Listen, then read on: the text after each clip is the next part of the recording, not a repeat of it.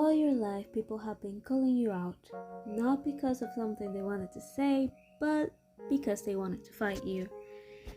You were known as a person that fights whoever that challenged you to a duel, but you can't seem to lose because you were good at fighting.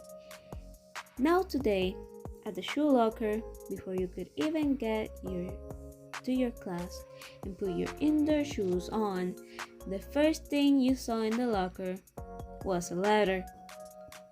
Another letter of challenge? Your friend popped out of nowhere when she saw you holding something. You sighed. You would be lying if you said that you were not tired of all the fights that everyone are trying to have with you. Your body was honestly getting tired from moving and punching too much, and even your back is aching. Oh, come on, YN. If you're tired of it, you don't have to go, you know? Your friend insisted, giving you a comfort hug. You know what happened last time, right? You said, thinking back to when you ignored someone's challenge. It wasn't a pleasant memory as they interrupted you in your class because they waited for too long, so it was hectic. You didn't have a choice but to fight them in front of your teacher and get suspended for 2 weeks.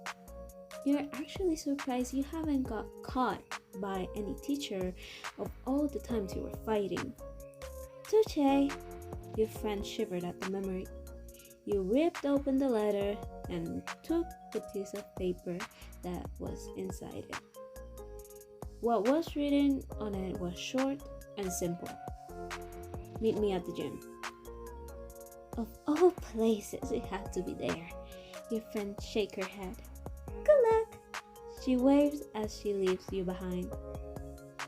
You went to the gym with a disinterested looking face.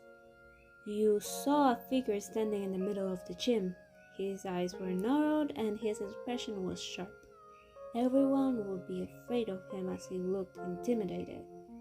You were intimidated, but not too much as you knew him already. Bakugo, you trilled. He scoffed a smirk. You put up a stance ready to fight him. Are you ready to fight? You sweat drop. I'm not here to fight, he said, still smirking. Huh? I want you to go out with me, he confidently said. You're confused. Where? You asked. What do you mean where? He snorted. Date me. You froze as you hear those words coming out of his mouth. You didn't know what to do at the time like this, so you just simply I'm going to class. Left him instead of wasting your time receiving a confession that you thought to be a challenge. The day after Bakugo confessed to you, he had asked you again to be his girlfriend, but of course you left him without an answer. And the day after that you received an actual letter of challenge, when you were about to fight, he interrupted you and the challenger by asking you to go out with him after beating up the challenger. Again, you ignored him and left him without an answer. And today, you cautiously went to school, looking sideways and back and then above you, because who knew if he'll pop out of nowhere again? Making sure that he's nowhere in sight, you sighed of relief and carefully opened your shoe locker. Until someone grabbed your shoulder. You were about to hit them by reflex, but stopped midway as you realized it was just your friend. I'm sorry. You bowed all fours on the floor. It's okay. Your friend's sweat dropped. Get up quickly, change your shoes to your indoor shoes, and then drag your friend to the bathroom to tell her what you've been doing these days. Bakugo confessed? Not so loud. You covered her mouth and sighed. And it's already been days. He wouldn't give up. You face-palmed. He's hot-headed, so he gets what he wants, and if he doesn't, you know. She scratched her head, unsure if what she was telling you is true or not. But those were just what she heard from others. I know that fully well, but the real question is, why me? You explained. Maybe you suit his taste? You sighed. There's a lot more girls who are so girls. You couldn't describe what you were trying to say, so you just said what simply described them. It's not that you have anything against Bakugo at all. He's a good guy, but you're still not sure what makes him like you. You've never done anything to make him fall for you, and you were not even that close to him. Heck, you don't even know his favorite color of some sort, so you don't know what's the point of accepting him if you don't even know anything about the guy. Plus, for you, you don't deserve any kind of romance. Why? Because you felt like you don't suit such thing. All you do is fight and eat, and that's it. Possibly studying too, but that's exceptional. You felt something tight in your chest, and your eyes were getting blurry.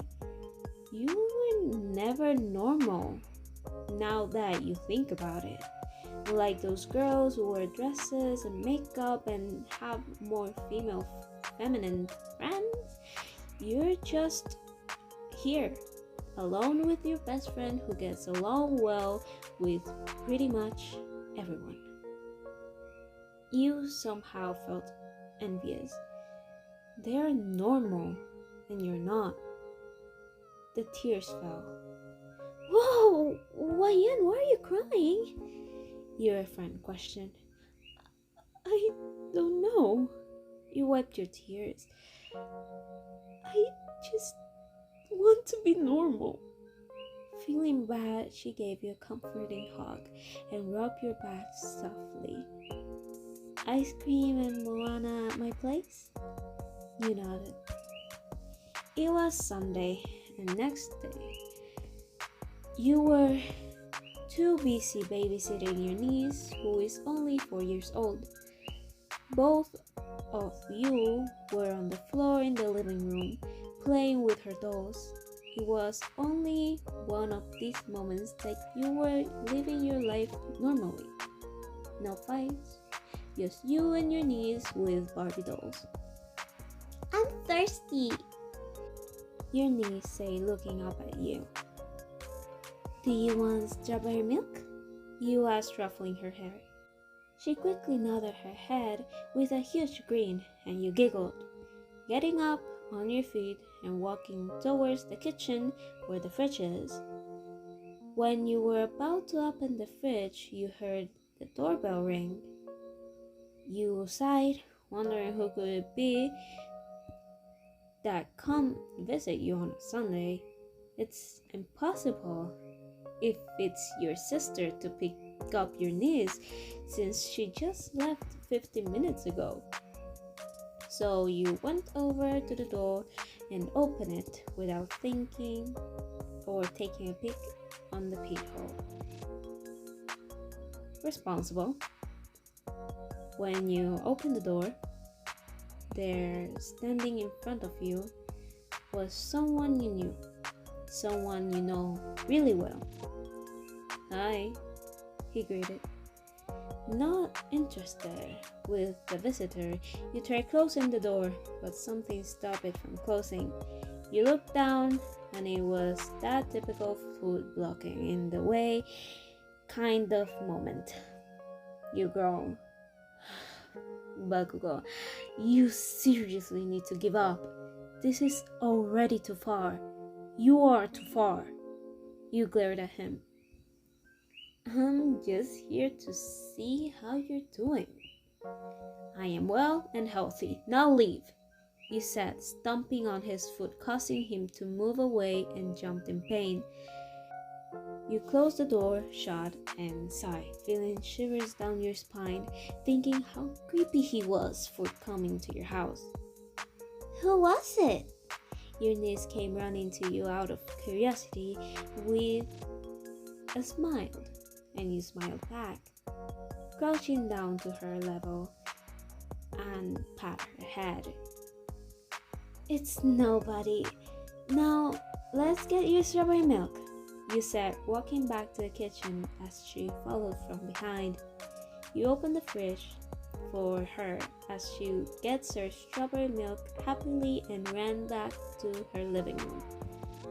You heard the sound of a doorbell again and groaned in annoyance, storming your way towards the door. Seriously, Bakugo? I'm getting creeped out that you came here. You stopped mid-sentence when you opened the door. It is Bakugo, but he wasn't alone. He was with someone else. Someone smaller than him and you.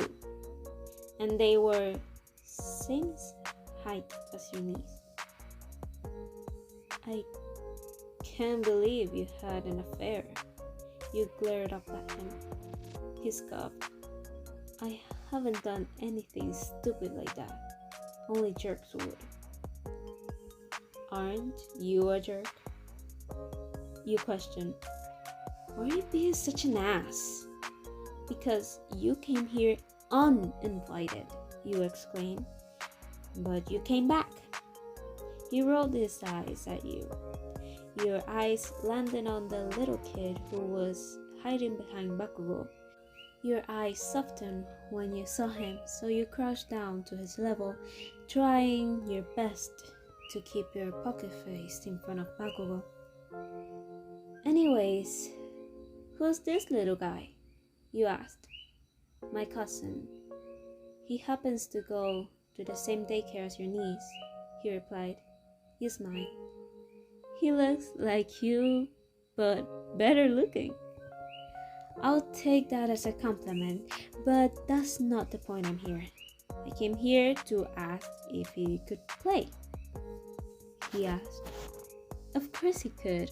Why didn't you tell me sooner? You scoffed. Because you chased me out. I thought you were stalking me, you yelled. Maybe half of that too. You hit him. Both you and Bakugo were sitting on the sofa in the living room, watching the kids playing together and laugh. It was so cute that you laughed along with them, and it caught the eye of the guy who is having a crush on you. He looked away, feeling his cheek burning. He gulped down his saliva, feeling quite nervous. He wanted to say something, to engage a conversation with you, but he didn't know what to talk about. He was afraid that you might get bored, let alone right now. How did you know I lived here? You asked. He felt relief when you started talking. I live next door, he replied. You didn't believe him. Liar. I am. Then why didn't I see you going to and back from school, huh? Well, would be brave enough to let your crush know that you actually live in the same complex? He questioned. You didn't know what to answer him. He did confess to you many times, more than twice already, but you never think that he was serious about you, so you never really considered his feelings. But learning from his current situation right now, you can see that he was nervous and probably serious about you, but you're not so sure yet. So you sighed. How long have you liked me? You asked instead of answering. His face reddened. Why does it matter? He asked, covering his face. I'm just curious. You recent?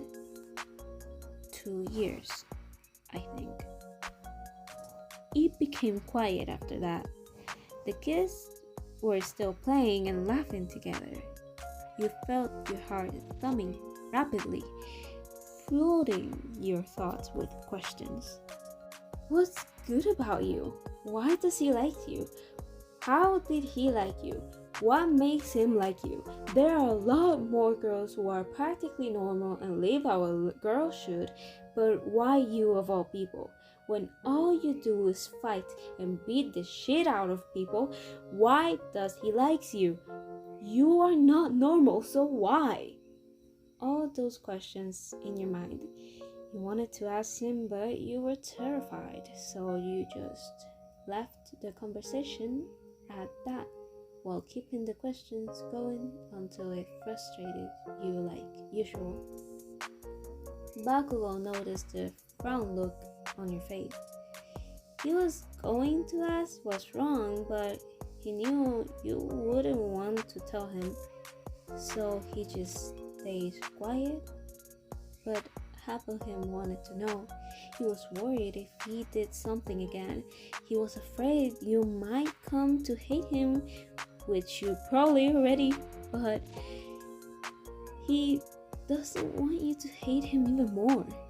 Instead of asking, he blurted out the reason why he likes you, as if he knew what you were thinking.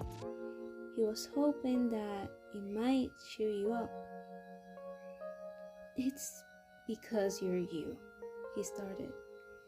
You were never afraid to show yourself. You never hide the things that you always do, he added. You turned to him. You're nice. You always help people, even the nerds that are weak. You may not be a girl to others, but you still are to me. Regardless how wild and crazy you can be, but that's just how you are. You have your own girly side. You like cute things. You have a Kuma hair clip, a pencil case covered in bear-shaped patterns, a keychain that is a flower. You love pink. You've always wanted to wear a dress. You love dresses, but you weren't confident in them because you were afraid someone from school might judge you. But I think you look beautiful in them. You eat like a monkey, but I think it's cute. The way you devour your food is if someone might take it away. I gotta be honest, I have never been jealous of food before. It's weird, but that's just how much I love you. I love you, he trailed up. If I could make thousands reasons why I love you, I would, but I don't want to make more of your time. I really love you, he said. You felt tears piling up in your eyes, but you bit them back, trying hard not to feel touched. How? Your voice cracked as the tears fell. He held your hand. Because I've been observing you and we were friends. We're not close, but we do talk, right? You nodded. He smiled and wiped your tears away with his thumb. You were so creepy though, you sniffed. I know. You're a stalker. It's a crime. I know.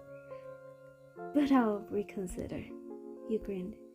I know. Wait, what? I'm saying I'll reconsider. I'll try to love you. Who knows, right? I mean, I got lonely when you didn't went to school 2 days ago. You blushed. He laughed and moved himself a little closer to you. Does that mean I'm your boyfriend now? You nodded, feeling your cheeks heat up. He kissed your forehead. Then you heard a gasp, which made you two look at the kids who saw him did something he shouldn't in front of them. You forgot that they were there the whole time, so you hit Bakugo with a pillow and excused yourself to go to the bathroom. Katsuki has a girlfriend! I'm telling Mom! His cousin yelled. Damn. Whoa. That was a lot. I'm back. After more than a month, I'm back. I should stop, dying. I'm sorry. But I'm back.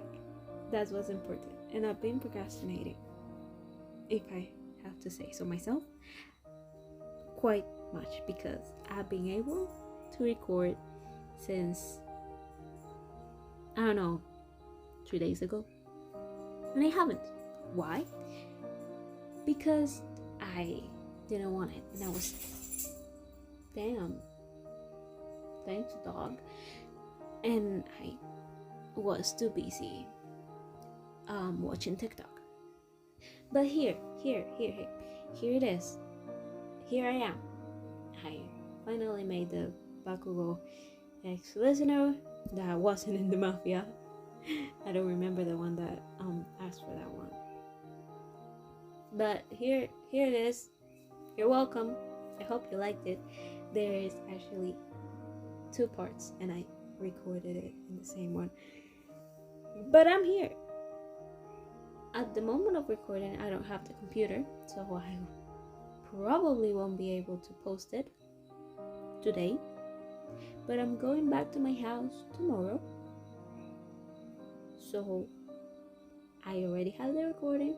I'm gonna be editing tonight. So the posting will be tomorrow. So yeah. Hope you guys liked it. Hope you guys forgive me for being dead for over a month. But yeah, Strawberry Bun out. Stay safe, y'all.